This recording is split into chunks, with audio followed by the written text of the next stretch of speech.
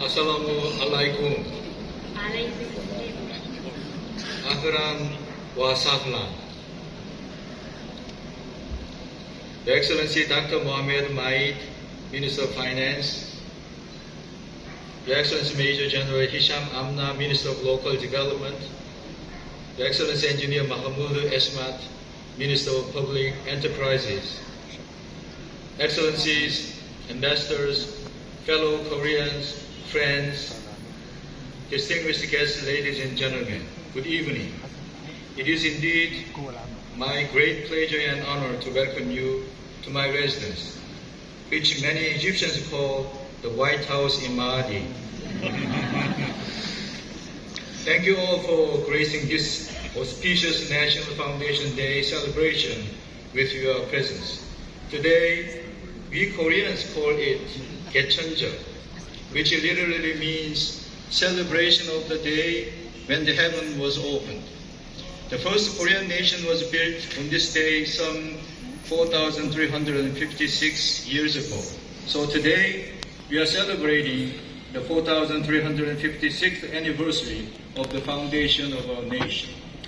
This gives us Koreans the most important sense of national identity as a distinct people and a source of immense pride. Today, we also celebrate the Armed Forces Day, which falls on the 1st of October.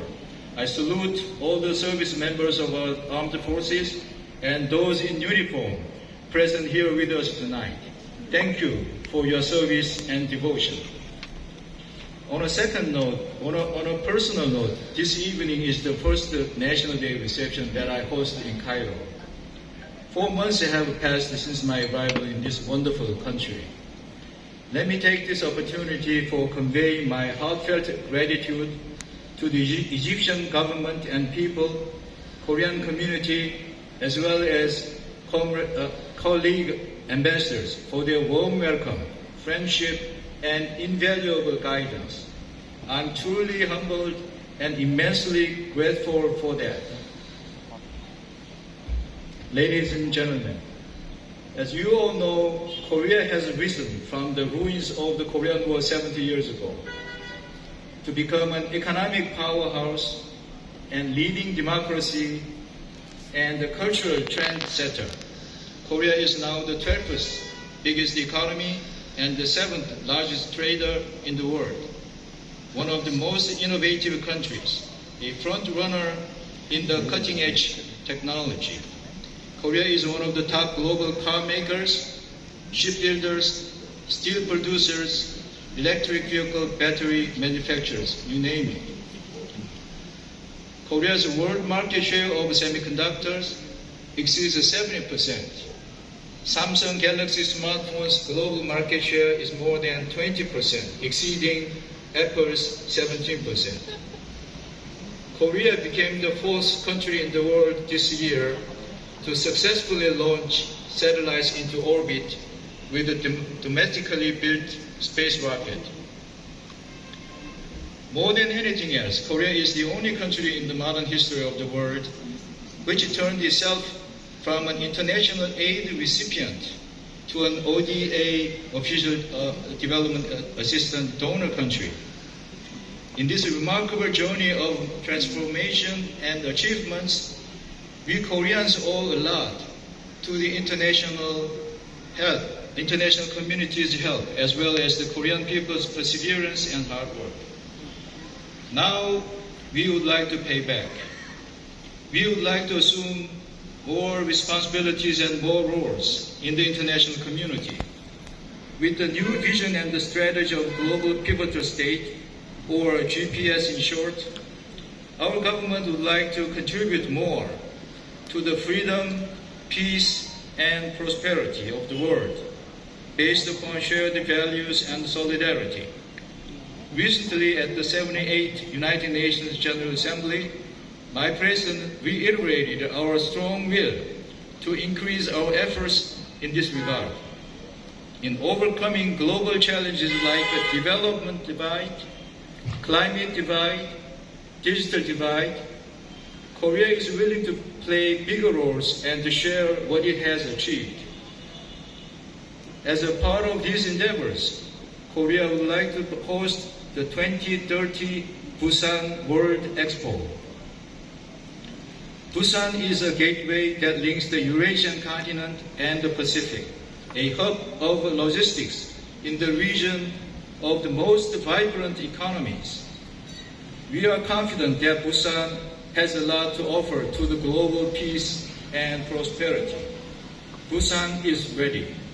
Furthermore, with the GPS initiative, Korea would like to vigorously reach out to this region. We plan to host an inaugural Korea-Africa Summit in Korea in June next year, inviting leaders of the all 54 countries and international organizations. No doubt, Egypt stands out as one of the most important partners in this region. Dear friends, tonight our two lovely ladies, Delia, a daughter of my close friend of mine, and the Egyptian national anthems, touching our hearts. I learned that the lyrics of the Egyptian national anthem, Biladi, Biladi, Biladi, were adapted from the famous speech by legendary national leader Mustafa Kamil. He said, I quote, "If I weren't an Egyptian, I would have wished to be an Egyptian," unquote. With all my humbleness and all my respect, may I say that I am an Egyptian. We are all Egyptians.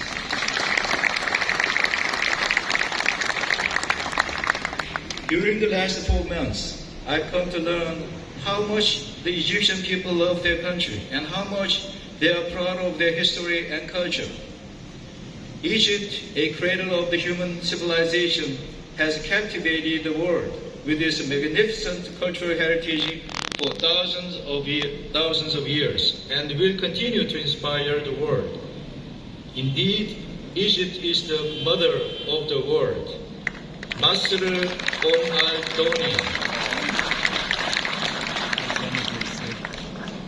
Over the past 4 months, I've had the privilege to visit many places, attending various events, and have met many people from all walks of life. Through all these encounters, I have gained a renewed appreciation of the value and depth of the cooperation between Egypt and Korea. Since President Abdel Fattah el-Sisi's visit to Korea in 2016, which activated the comprehensive cooperative partnership, Korea-Egypt relations have developed tremendously and continuously. Egypt is one of our largest export partners in the African continent. Two-way trade volume has increased to $3.2 billion last year. Seeking to realize huge potentials of trade, a joint expert study will be soon kicked off to discuss concrete ideas of establishing a mutually beneficial bilateral trade regime.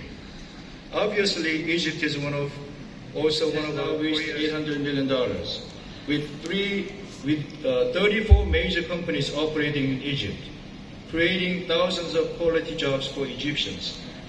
Samsung Electronics and LG Electronics are shining examples. Their made-in-Egypt products are exported to dozens of countries, helping realize Egypt's aspiration to become an economic engine in this region. There is no shortage of cooperation in Egypt's various important national projects, including nuclear power plant, transportation, and defense industries. Korean companies are participating in the construction of Egypt's first nuclear power plant in El Daba. Hyundai Rotem, which has provided the Cairo Metro with high-quality trains since 2012, will supply 40 more trains. The beauty of this cooperation is the fact that the trains will be manufactured here in Egypt by Egyptian workers in partnership with the Egyptian company.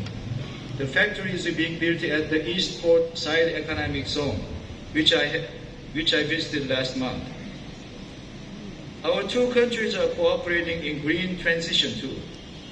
We are working on the Suez Canal's Green Canal project, in which diesel-fueled tugboats and ferries in Suez Canal will be replaced by more environment-friendly LNG vessels.